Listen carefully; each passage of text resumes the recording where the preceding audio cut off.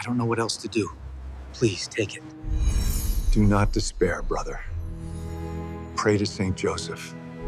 This is a signature. It represents a contract worth $850,000, a number that can save a life. This is $10. The last $10 to a man's name. And this is rock bottom. What you are about to witness is not just a story about money. It's the true account of how an impossible act of kindness, a desperate moment of forgotten faith, and two mysterious words connected all three of these things. It's a story that defies logic, a story that proves, sometimes, our greatest tests are the doorways to our greatest miracles. This is Mark Redmond's house, or at least it is for now. Mark is 42. He's a good man. You know the type. The first to help a neighbor fix a fence, the last to ask for anything in return. His hands aren't soft. They're the hands of a creator. Mark is a master carpenter, not just a builder, an artist. He can make wood sing. But in a world of prefabricated furniture and plastic molding, the song of a true craftsman is often one the world doesn't have time to listen to. His small business, Redmond Woodworks, had folded 6 months prior, drowned in a sea of underbidding from larger, soulless corporations. This is Sarah.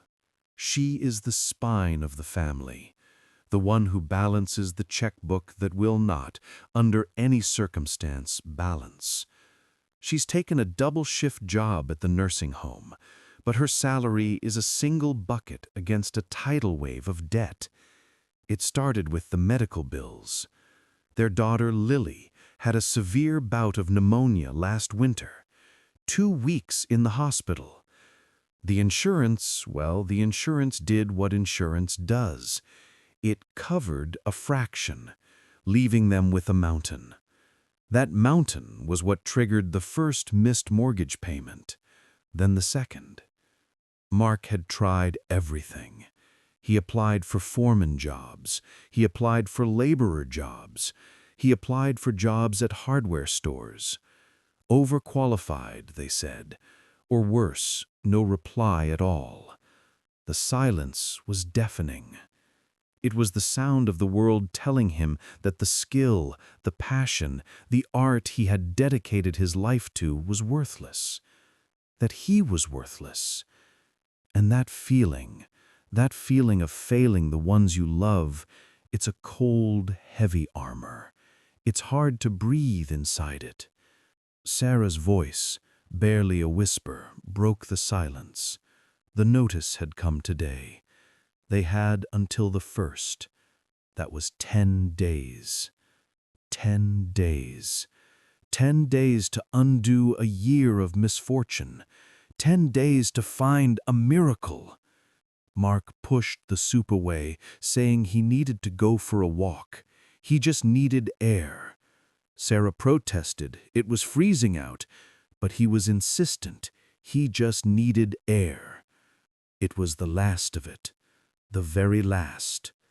Money Sarah had hidden in the emergency jar, which she'd finally emptied this morning. $10. Enough for milk for Lily's cereal tomorrow, and maybe a loaf of bread. Not enough to save a house. Not enough to save his pride.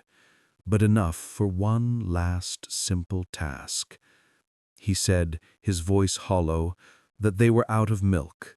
He would go to the corner store. 10 days. What am I supposed to do? Beg? Steal? I'm a carpenter. I build things. I don't break. But I am. I'm breaking.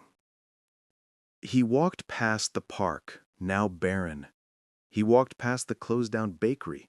The whole town felt like it was holding its breath, waiting for an end. The corner store was 3 blocks away.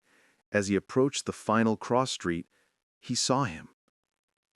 Mark had seen homeless men before. He usually felt that familiar pang of guilt, avoided eye contact, and walked faster. But this was different. The man wasn't asleep. His eyes were open, and he was looking, not at anything, but into things. They weren't sad eyes. They weren't angry. They were ancient, calm. Mark's hand instinctively went to his pocket. He felt the single, folded $10 bill. And the war began. No. The voice in his head was immediate. That's Lily's milk. That is the last thing, the very last. It's for your family. You were a father first. He took a step. Mark stopped again. His heart was hammering. He needs it more. Look at him. He won't make it through the night. And what about your family? What kind of man are you if you give away your child's food? You were a fool. Walk on. What kind of man am I if I don't? He stood there for what felt like an eternity. The wind howled. The man just watched him with that same unnerving calm. He wasn't judging. He was just waiting. Mark's hand came out of his pocket. He was holding the 10. He walked over, his legs feeling like lead. He knelt, his knees cracking in the cold. The man, Elias, looked at him, his eyes clear. Mark stammered, telling the man he knew it wasn't much, it was all he had. A jolt went through Mark, a warmth that had nothing to do with temperature. Elias took the bill and folded it, placing it deep inside his pocket. Then he smiled. It was a real smile. It lit up his face. The man's voice was rough, like gravel and honey, as he said, "Thank you." And then he called him a good man. By his name. "You are a good man, Mark." Mark recoiled, asking how the man knew his name. Elias just smiled, saying that he knew his name, and that Mark had just forgotten to talk to him. Mark, confused, asked who. Who knew his name? And then the man said the two words that would change everything. He said, Saint Joseph. Mark stared, asking what that meant. Was the man's name Joseph? The man replied no. His name was Elias, but Mark, he needed to talk to Saint Joseph. He had been waiting. Mark didn't understand. Elias simply said, "You will," then closed his eyes, leaned his head back against the brick, and the conversation was over. He turned and almost ran the last block to the store. He stopped at the door, then realized he had no money. He couldn't go in. He was a 42-year-old man, a father, a husband, standing outside a corner store with nothing. He had literally given away his last dime for a riddle. He lied, saying they were out of milk. The lie tasted like ash. Sarah just nodded. She knew. She knew he was lying, and she knew why. She said it was okay. Lily could have water. He confessed, I gave it away, Sarah." She looked up, her eyes questioning, asking, "And?" He admitted he felt like an idiot, but the man, he knew his name. And then he told her the strangest part.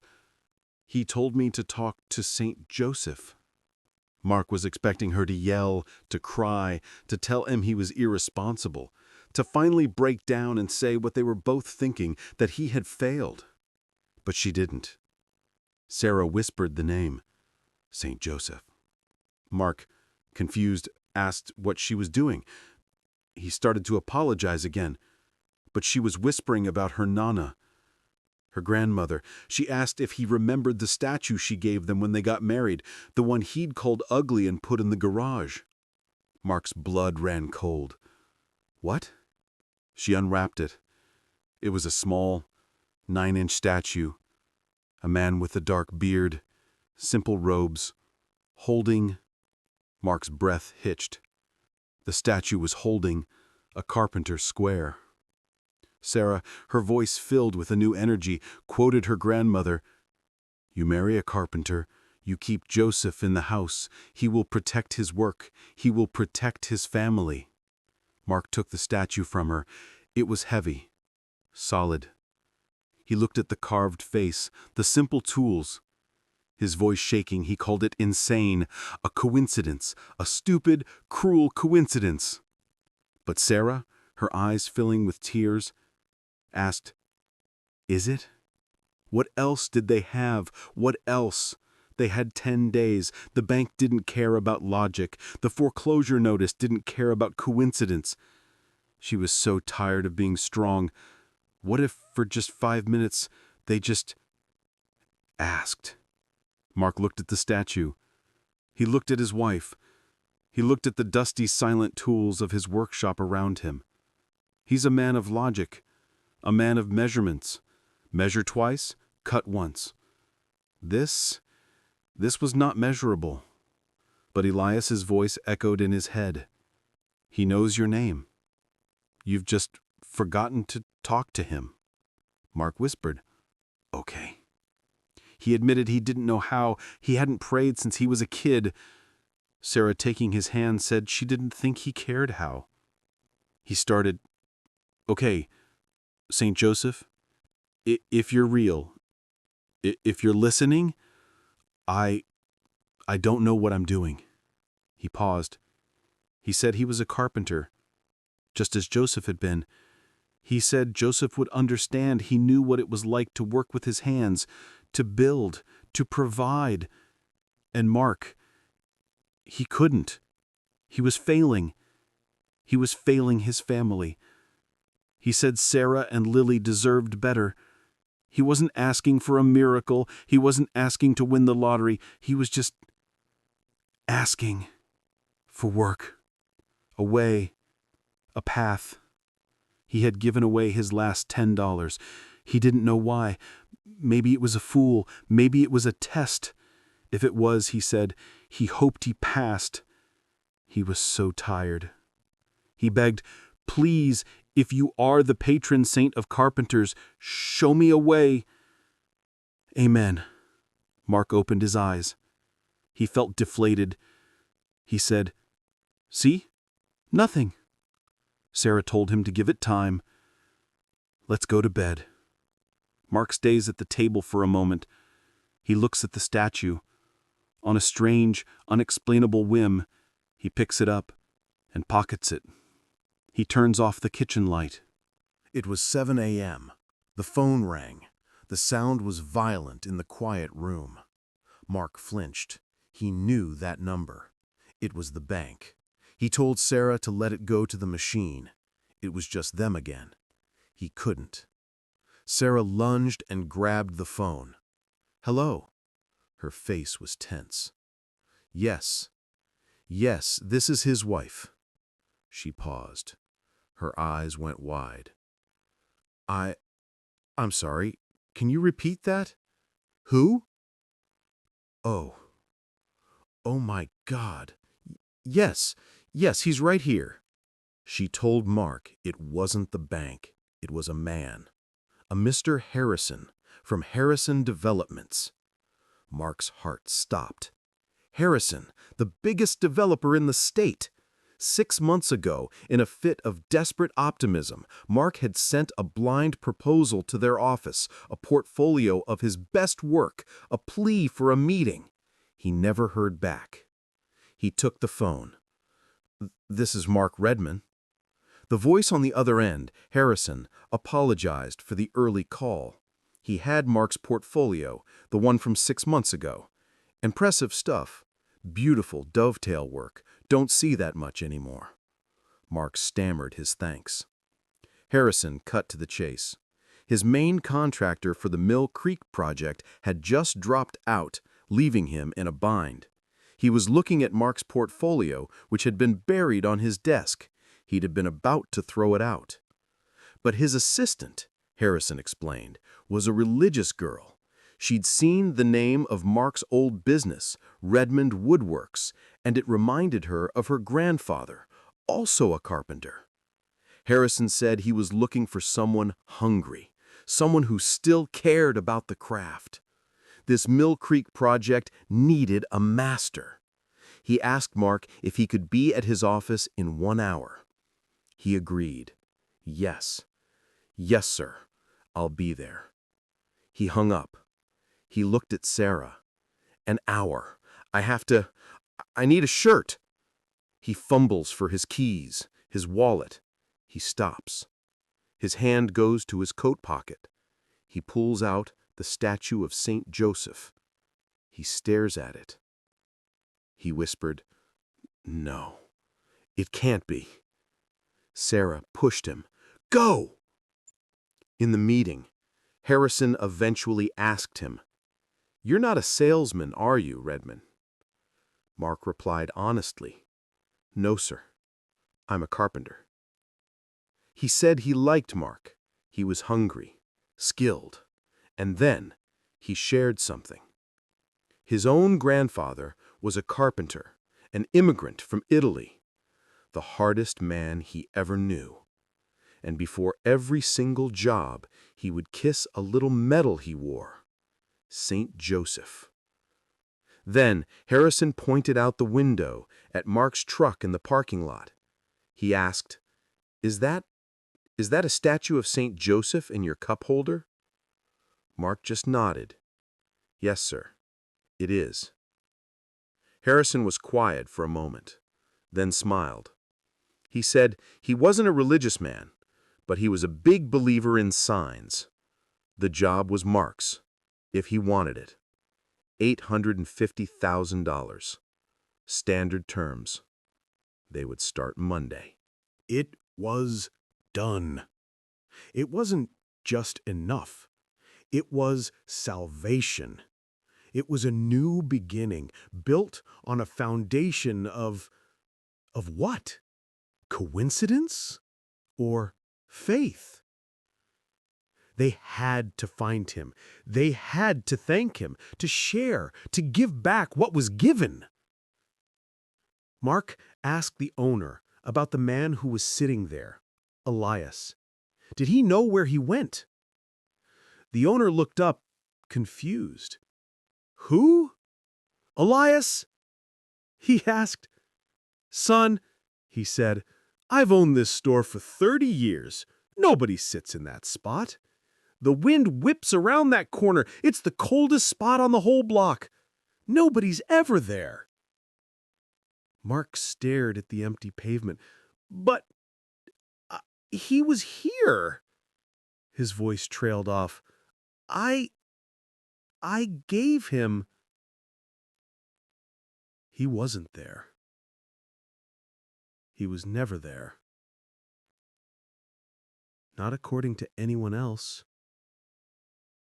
It wasn't about the money. The $10, it wasn't a donation. It was a test of character. Elias, or whatever he was, wasn't a beggar. He was a messenger. The prayer wasn't a wish. It was the key. And the contract wasn't a stroke of luck. It was an answer. The universe doesn't always reward what we want. It rewards who we are. And sometimes, the most profound miracles, the ones that truly save us, are disguised as our greatest tests. All they ask is that we have the courage to pass.